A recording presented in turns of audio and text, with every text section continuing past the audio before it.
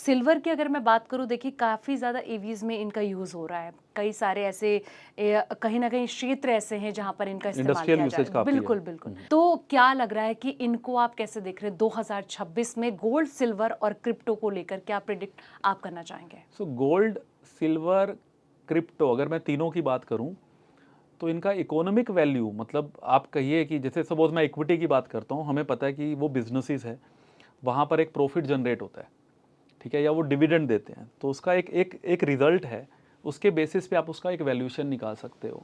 Real estate है तो आपको पता है वो कितना रेंटल क्रिएट करता है। आपने 100 रुपया लगाया तो शायद 6 रुपये वो रेंटल आपके लिए 5 रुपये रेंटल क्रिएट कर देता है, या 3-4 रुपये क्रिएट कर देता है, तो आपको पता है कि वो कितना चलता है, तो आप एक वैल्यूएशन निकाल सकते हैं। I think specifically crypto, gold और सिल्वर, जो तीनों जो आपने पॉइंट बोले, उनका वैल्यूएशन निकालना बहुत मुश्किल है, बहुत मुश्किल है। जिसमें से सिल्वर और गोल्ड एक तरह की, गोल्ड तो सेफ हेवन रहा ही है, जब जब जियोपॉलिटिकल कंसर्न आए हैं, जब तक टेंशन्स बढ़ी हैं, तब तक उसमें तेज़ी आई है।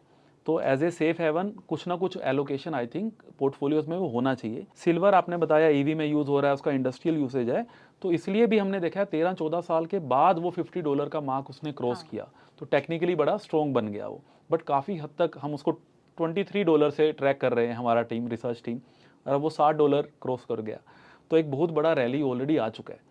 तो एक ये भी सेगमेंट है कि जो चीज़ें बहुत चल चुकी होती हैं, क्योंकि ये सिक्लिकल हैं थोड़ी, आपने देखा है कि 5-6 साल चलती हैं, फिर 2-3 साल का स्टेगनेशन भी आ जाता है। तो मैं दर्शकों को बोलना चाहूँगा कि हमें हाइप के पीछे नहीं भागना है, क्योंकि आपका जो इंक्रीमेंटल रिटर्न है वो बहुत कम हो जाता है, बल्कि गिरने के चांसेस ज़्यादा हो जाते हैं। तो एक मिनिमल एक एसेट एलोकेशन जरूर गोल्ड और सिल्वर को आप दे सकते हो। क्रिप्टो स्पेसिफिकली हमें नहीं पता है कि उसको वैल्यू कैसे करना है, जिस चीज़ का हमें थीसिस नहीं पता है उसमें रिस्क फैक्टर ज़्यादा है। टैक्सेशन पॉइंट ऑफ व्यू से, इंडियन पर्सपेक्टिव से भी वो इतना फेवरेबल नहीं है। तो मेरा बस यही गुजारिश होगा कि अगर आप उसको कर रहे हैं तो एक एसेट एलोकेशन के पर्सपेक्टिव से करिए, बहुत मिनिमल एसेट ही उसको करिए, जब तक वो मेन स्ट्रीम नहीं बन जाता है। हाँ। हालांकि ग्लोबल काफ़ी फंड हैं जो क्रिप्टो का फंड निकाल चुके हैं, खासकर बिटकॉइन का, तो वहाँ पर वो ऑलरेडी मेन स्ट्रीम में आ रहा है, बट उसके बावजूद किसी को पता नहीं है कि उसका रियल वैल्यूएशन क्या होना चाहिए। तो आई थिंक उन चीज़ों से थोड़ा सा हम दूर रह सकते हैं जब तक हमें और नॉलेज उसकी ना हो जाए। आपने एसेट एलोकेशन की बात करी, ये बहुत ज़्यादा इम्पोर्टेंट हो जाता है एक जब जब भी इन्वेस्टमेंट की बात की यस। जाती है।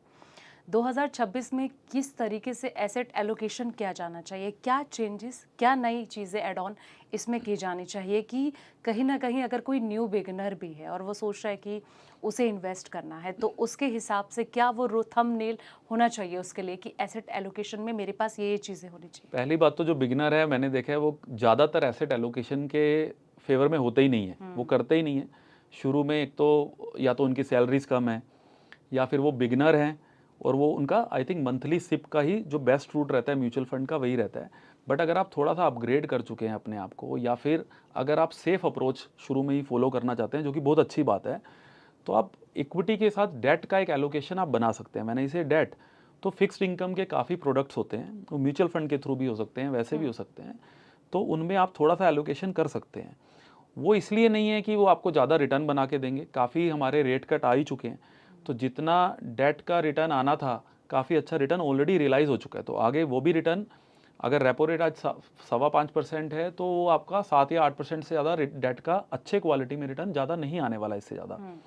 बट आप फिर भी आपको कुछ एलोकेशन उनको दे के रखना चाहिए, क्योंकि इक्विटी एक वोलाटाइल एसेट क्लास है, कई बार उसमें बुरा टाइम भी आ सकता है। तब आपको डेट से भी आप थोड़ा इक्विटी की तरफ शिफ्ट हो सकते हैं, वो आपको हेल्प करता है वो पैसा। अभी जैसे लास्ट ईयर इक्विटी में इतना पैसा नहीं बना, तो इस समय पे आप थोड़ा सा, जो ऑलरेडी एक इन्वेस्टर्स हैं जिन्होंने डेट एलोकेशन, इक्विटी एलोकेशन भी एक अपने ऑब्जेक्टिव के हिसाब से किया हुआ है, किसी ने सपोज 60% का इक्विटी एलोकेशन था, या 40% का उसने फिक्स्ड इनकम का एलोकेशन हुआ है, तो थोड़ा सा 5-7% का वो इक्विटी में भी जा सकते हैं, क्योंकि मे बी वहाँ पर वैल्यूएशन बेटर हो गया। तो आप ऐसे टैक्टिकल कॉल्स आप तब ले सकते हैं। बट अगर मैं बात करूं कि ओवरऑल मार्केट सिनेरियो की, कि 2025 से 2026 में हमें क्या करना चाहिए, ऐसा कोई बहुत बड़ा चेंज हमें करने की ज़रूरत नहीं है। जो भी एसेट एलोकेशन करते हैं, जनरली इन्वेस्टर्स अपनी नीड्स को देखते हुए, शॉर्ट टर्म में किसको जितना पैसा रिक्वायर्ड है, लिक्विडिटी रिक्वायरमेंट है या नहीं है, अगर नहीं है 3-4 साल तक, आप इक्विटी को ज़्यादा वेटेज दे सकते हैं। अगर आपको बहुत जल्दी पैसे की रिक्वायरमेंट है, तो इक्विटी आपके लिए इतना अच्छा एसेट क्लास नहीं है, क्योंकि हो सकता है जब आपको पैसे की ज़रूरत हो तब तक मार्केट डाउन हो। हाँ। ठीक है, तो अपनी नीड्स को, अपने ऑब्जेक्टिव को देखते हुए ही आपको एसेट एलोकेशन करना है। तो आप उसको जनरलाइज नहीं कर सकते हो। आई थिंक वो दर्शक को अपने हिसाब से सोचना पड़ेगा कि उनका आगे रिक्वायरमेंट क्या है। बिल्कुल, बिल्कुल। कहीं न कहीं ना आपने एसआईपी का ज़िक्र किया कि हाँ जी। एक सेफ ज़ोन में इन्वेस्टर यस। जा सकता है, तो आपके हिसाब से क्या लग रहा है कि अभी भी आप मानते हैं कि अगर किसी को सेफ ज़ोन में ही जाना है, तो वो एसआईपी की ओर जा सकता है? आई थिंक सबसे पहली बात, हमारा जो रेगुलेटर है, चाहे सेबी कहें, एमफी जो ऑर्गेनाइजेशन हो गया, तो ये one of the world class organisations है। इन्होंने इन्वेस्टर की हित के लिए बहुत सोचा है, और जितने भी पहले लूप होल्स थे या जितने भी रूल्स आए, वो सब इन्वेस्टर के फेवर में आए। तो वो एक ऐसा सेगमेंट है जो बहुत प्रोटेक्ट करता है इन्वेस्टर को। तो ये बहुत अच्छा सेगमेंट है। तो म्यूचुअल फंड तो आपने देखा है कि एवरीबडी रिकमेंड्स, हर कोई उसको प्रमोट करता है, रेगुलेटर हो, नॉर्मल एएमसी कंपनीज हो। तो बेसिकली तो यहाँ पर अगर आप बिगिनर हैं, अगर आपको अभी इतना आइडिया नहीं हुआ है कि स्टॉक मार्केट के उतार चढ़ाव का इतना आइडिया नहीं है, तो आपको पैसा प्रोफेशनल फंड मैनेजर को ही देना चाहिए। आप उसको लमसम वे में भी दे सकते हैं अगर आप अफोर्ड करते हैं, और अगर आप उसको मंथली बांटना चाहते हैं, जैसे मंथली जो हमने सिस्टमेटिक इन्वेस्टमेंट प्लान बोला, उसके थ्रू भी दे सकते हैं। तो दोनों ही बेटर तरीके हैं। SIP one of the best तरीका है, क्योंकि हर मार्केट के उतार चढ़ाव पे आपका पैसा जा रहा है, तो वो मार्केट के रिस्क को काफ़ी मिनिमाइज कर देता है। तो आई थिंक वो बेस्ट रूट है।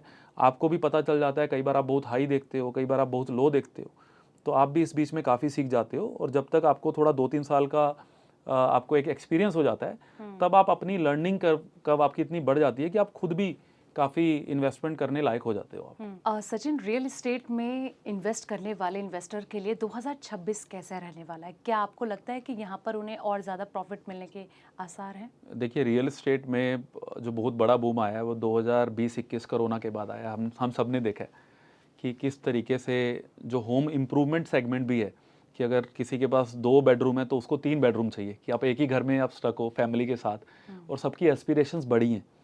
और उसके बाद हमने बहुत बड़ा तेज़ी देखा है कि जो भी होम रिलेटेड कंपनीज भी हैं, उन्होंने बहुत अच्छा किया है। इवन रियल एस्टेट ने बहुत अच्छा किया है, चाहे वो टियर 2 टियर 3 सिटी है, चाहे वो मेन स्ट्रीम रेगुलर सिटी है। तो सब सिटीज़ ने अच्छा किया है, काफ़ी बड़ा हमने तेज़ी देखा है। बट अगर आप देखें कि हर साइकिल रियल एस्टेट का वो 7-8-9 साल का रहा है, एंड हमने बहुत बड़ा एक 2020-21 से अब तक का जो एक टाइम देखा, जिसमें काफ़ी अच्छे रिटर्न बन गए। जैसे मैं कह रहा था कि एक हाइप के पीछे हमें नहीं जाना है। तो हुआ क्या है कि मेन मेट्रो सिटीज़ में हमने ये फील किया है कि आपका डिमांड अभी भी बहुत है, अभी भी बहुत लोग हैं जिनके पास घर नहीं है। तो आप ये डिमांड हमेशा इंडिया में रहने वाला है, ठीक है। बट अगर आप income to real estate prices का एक रेशो देखें कि आप अफोर्ड कर सकते हो कि नहीं है, तो जिस तरीके से तेज़ी आई है, तो वो अफोर्डेबिलिटी नहीं है, क्योंकि प्राइसेस बहुत ज़्यादा बढ़ गए हैं। तो आई थिंक वो मैच होना ज़रूरी है, ताकि ट्रांजैक्शन ज़्यादा से ज़्यादा हो पाए। तो हमें लगता है कि कुछ बहुत बड़ी तेज़ी के बाद एक थोड़ा सा मॉडरेशन आ सकता है, शायद करेक्शन ना आए। रियल एस्टेट में कई बार हो जाता है कि आपको 1-2 साल तक एप्रिसिएशन नहीं मिलता, बट क्योंकि एक डिमांड इमेंस है, और जैसे जैसे हमारा पर कैपिटा इनकम बढ़ेगा, तो वैसे वैसे housing is also the segment जो कि ग्रो करता रहेगा। लेकिन उसके बीच में जो कंसोलिडेशन के फेसेस है या फिर माइनर करेक्शन के हैं, वो आते रहेंगे। और वैसे भी रियल एस्टेट के बारे में एक और चीज़ बहुत इंपॉर्टेंट है कि रियल एस्टेट को भी जनरल इंडिया के पर्सपेक्टिव से आप नहीं देख सकते हैं। आपने देखा कि गुड़गांव या बेंगलोर की अगर बहुत बड़ी तेज़ी रही लास्ट 3-4 सालों में, तो शायद अब वो पुणे या दूसरी सिटीज़ में मूव हो जाएगी। अब ये इंटरनेट वर्ल्ड है, आप पूरी तरह से कनेक्टेड हो, आपको ज़रूरी नहीं है कि यहीं आके बड़े सिटीज़ में आके काम करना है। आपका जो एम्प्लॉय भी है वो घर बैठे भी काम कर सकता है। तो कहीं ना कहीं वो डाइवर्सिफिकेशन की तरफ जा रहा है, और हमें लगता है कि अब ये स्प्रेड होगा। तो जितना बड़ा तेज़ी दूसरी सिटीज़ में आ सकता है, शायद उतना मेट्रो सिटीज़ में ना आए। सचिन, जैसे ऑफ कैमरा ना हम बात कर रहे थे जेंजीज के माइंडसेट को लेकर कि इनकी आइडियोलॉजी क्या होनी चाहिए इन्वेस्टमेंट को लेकर। आपको क्या लग रहा है कि इस नए साल में किस तरीके से, क्योंकि देखिए बहुत अग्रेसिव होते हैं कि इन्हें बहुत कम टाइम में बहुत बड़ा फंड चाहिए, तगड़ा रिटर्न चाहिए, Yes, yes. और कहीं ना कहीं रिटायरमेंट का जो लॉन्ग सेट जो होता है, एक बनाते हैं लोग कि 60 साल तक रिटायरमेंट प्लानिंग हो जानी चाहिए, लेकिन इनका ड्यूरेशन जो होता है वो कम होता है। वही मैं कह रही हूँ कि जेंजी हैं तो जाहिर सी बात है कि ये अलग डायरेक्शन में इनका माइंडसेट जाएगा। तो आपके हिसाब से क्या लग रहा है कि किस तरीके से ये क्या ऑप्शन चुन सकते हैं, किस तरीके से क्या इनकी आइडियोलॉजी होगी नए साल में? देखिए, बहुत इंपॉर्टेंट आई थिंक क्वेश्चन है, और बड़ा इंटरेस्टिंग सब्जेक्ट है, क्योंकि this is the future of India. अगर आप जेंजीज को समझ पाए या फिर जेंजीज मार्केट के ट्रेंड को समझ सकते हैं तो नथिंग लाइक इट। तो हमारा बड़ा इंटरेस्टिंग टेक है इस पे कि जेंजीज, यू आर राइट, कि काफ़ी वोलाटाइल माइंड है, काफ़ी एग्रेसिव माइंड है, बहुत चीज़ें उनको जल्दी चाहिए, और उन्होंने अपने अराउंड वो स्टोरीज़ भी देखी हैं। उन्होंने अमेज़न को 1000-2000 गुना होते देखा है, उन्होंने ओपन एआई देखा है, तो बहुत सारी कंपनीज़ हैं, न्यू एज कंपनीज़ आई और सीधा बिलियन डॉलर के कंपनीज़ हो गए, लेकिन उन्होंने देखा नहीं कि वो भी 10-15 साल से शायद लगे हुए थे, लेकिन जब वो पॉपुलर हुई तब यहाँ हमें दिखी। तो आई थिंक वो बहुत ज़रूरी है उनके लिए कि पेशेंस रखना ज़रूरी है। बट आई थिंक एवरीबडी, हर एक को वो प्रोसेस के थ्रू जाना पड़ता है जिसमें लॉसेस होते हैं, जिसमें आप एग्रेसिव कॉल लेते हो, फिर आपको अकल आती है, फिर आप थोड़ा समझदारी से कॉल लेना स्टार्ट करते हो। तो सिर्फ हमारे बताने से या हमारा उनको गाइड करने से बहुत ज़्यादा रोल उसका प्ले होने नहीं वाला है। आई थिंक वो उस प्रोसेस के गो थ्रू होएंगे। मैं आपको कुछ एक एग्जांपल बता सकता हूँ। हालांकि we really respect their mindset also, and मैंने अपनी ऑर्गेनाइजेशन में फील किया, हमारा organisation Centricity is a very young organisation in the sense, काफ़ी यंगस्टर्स, काफ़ी इंटर्न्स उसमें आते हैं, काफ़ी वो काम करते हैं, बहुत मेहनत करते हैं, बट उनको चीज़ें बहुत जल्दी जल्दी चाहिए होती हैं। बट उनका पर्सपेक्टिव भी मार्केट को, ट्रेंड को पकड़ने का बहुत अच्छा मुझे समझ में आया। जैसे अभी पीछे कई न्यू एज कंपनीज जो आईपीओ लेके आई, जैसे लेंसकार्ट, ग्रो, जब हम उनको वैल्यू कर रहे थे हमने देखा कि काफ़ी स्ट्रेच्ड वैल्यूएशन है।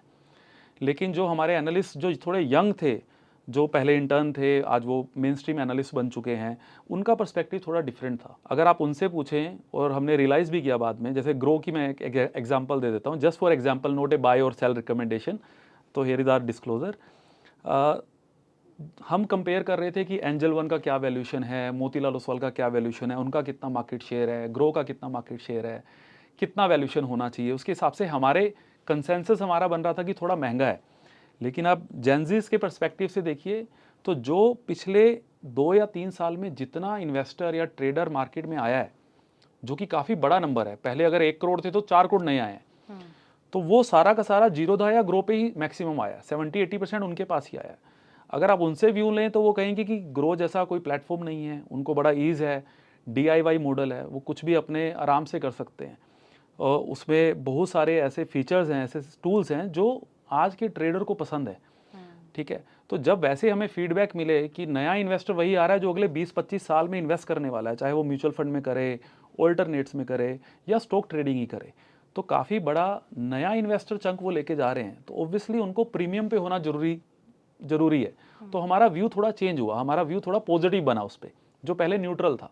तो आई थिंक उनको भी स्टडी करना, जेंजिस का एक माइंडसेट है जो करंट मार्केट को, करंट जो कंज्यूमरिज्म चल रहा है उसको देखते हुए बड़ा एक अनबायस्ड व्यू दे सकते हैं, जो कि हमारा एक ओल्ड स्कूल हो सकता है। आई थिंक वो भी बहुत बड़ा इंपॉर्टेंट रोल एक प्ले करता है।